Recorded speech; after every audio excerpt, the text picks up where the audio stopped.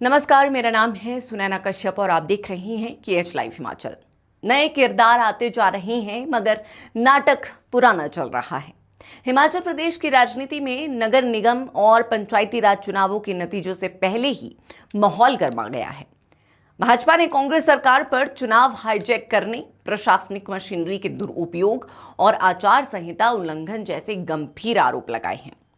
अब सवाल ये उठता है कि आखिर नतीजों से पहले इतनी आक्रामकता क्यों?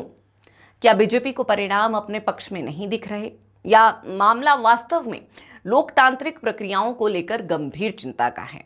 आज के इस विश्लेषण में हम इसी पर चर्चा करेंगे। दरअसल ये चर्चा इसलिए भी जरूरी है क्योंकि हाल में भाजपा का एक उच्च स्तरीय प्रतिनिधिमंडल राज्यपाल से मिला।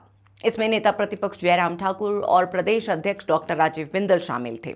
भाजपा ने आरोप लगाया कि आचार संहिता लागू रहने के बावजूद सरकार ने कैबिनेट बैठक की और कई ऐसे फैसले लिए जो सीधे मतदाताओं को प्रभावित कर सकते हैं। इनमें भर्ती, मानदेय वृद्धि, योजनाओं में बदलाव और प्रशासनिक इकाइयों का पुनर्गठन शामिल है। अब सियासी चश्मे से देखें तो राजनीति में ऐसे आरोप नए नहीं हैं। हर चुनाव में विपक्ष सत्तारूढ़ दल पर सरकारी मशीनरी के दुरुपयोग का आरोप लगाता रहा है, लेकिन इस बार समय बहुत जरूरी है क्योंकि ये आरोप नगर निगम के चुनावी नतीजों से ठीक पहले लगाए गए हैं। ये तो तय है कि आने वाले समय में ये नतीजे सत्ता के सेमीफाइनल की पटकथा लिखेंगे। यही वजह है कि राजनीतिक गलियारों में ये चर्चा तेज हो गई है कि क्या भाजपा पहले से नैरेटिव सेट कर रही है।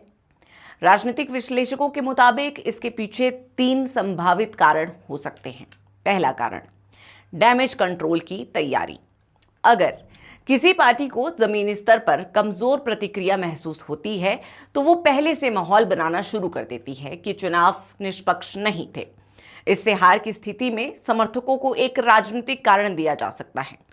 भाजपा के आरोपों को कुछ लोग इसी रणनीति के तौर पर देख रहे हैं, खासकर तब जब ग्रामीण क्षेत्रों में स्थानीय समीकरण उम्मीदवार आधारित होते हैं और वहां सत्ता विरोधी लहर हमेशा स्पष्ट नहीं दिखती।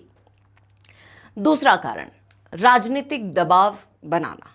भाजपा संभवतः ये भी चाहती हो कि सरकार और प्रशासन पर सार्वजनिक दबाव बने ताकि चुनाव प्रक्रिया अधिक सतर्कता के साथ पूरी हो। जब विपक्ष लगातार आरोप लगाता है तो प्रशासनिक अधिकारियों पर भी निगरानी बढ़ जाती है। यानी ये केवल हार की भूमिका नहीं बल्कि चुनाव आयोग और सरकार को मैसेज देने की रणनीति भी हो सकती है।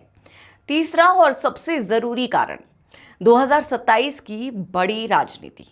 हिमाचल में स्थानीय चुनाव केवल स्थानीय नहीं होते, इन्हें आगामी विधानसभा राजनीति की दिशा तय करने वाले माना जाता है। भाजपा इस चुनाव को कांग्रेस सरकार के खिलाफ जनमत संग्रह की तरह पेश करना चाहती है। अगर परिणाम बहुत अच्छे नहीं भी आते तब भी पार्टी ये संदेश देना चाहेगी कि सरकार ने निष्पक्ष चुनाव नहीं होने दिए।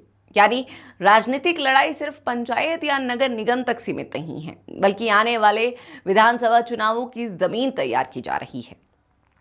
अब सवाल ये भी है कि क्या भाजपा के आरोपों में दम है? देखिए, अगर आचार संहिता लागू रहने के दौरान बड़े फैसले लिए गए हैं तो विपक्ष का सवाल उठाना स्वाभाविक है। भर्ती, योजनाओं और मानदेय से जुड़े निर्णय चुनावी माहौल को प्रभावित कर सकते हैं। हालांकि अंतिम निर्णय चुनाव आयोग या संवैधानिक संस्थाओं के स्तर पर ही तय होता है कि कोई कदम आचार संहिता का उल्लंघन था या नहीं।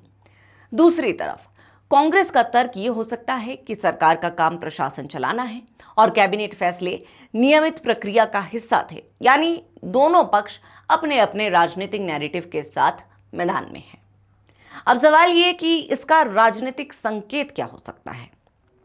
संकेत ये है कि भाजपा इस चुनाव को सिर्फ स्थानीय चुनाव नहीं मान रही। पार्टी हर स्थिति के लिए राजनीतिक रणनीति तैयार कर रही है। अगर परिणाम अच्छे आते हैं तो भाजपा इसे सरकार के खिलाफ जनादेश बताएगी, और अगर परिणाम उम्मीद से कम रहे तो पहले से लगाए गए आरोप उसके लिए राजनीतिक बचाव का आधार बन सकते हैं।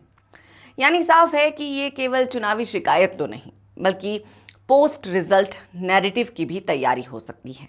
अंत में सबसे अहम बात, लोकतंत्र में चुनाव की विश्वसनीयता सबसे बड़ी पूंजी होती है। इसीलिए चाहे आरोप भाजपा लगाए या कांग्रेस, जरूरी ये है कि चुनाव प्रक्रिया पारदर्शी और निष्पक्ष दिखाई भी दे। फिलहाल सबकी नजरें चुनाव परिणामों पर है। नतीजे आने के बाद ही साफ होगा कि भाजपा के आरोप केवल राजनीतिक रणनीति थे या वास्तव में चुनावी प्रक्रिया को लेकर कोई गंभीर सवाल खड़े हुए हैं। बहरहाल इस पर आप सभी की क्या राय है, हमें कमेंट सेक्शन में जरूर बताएं।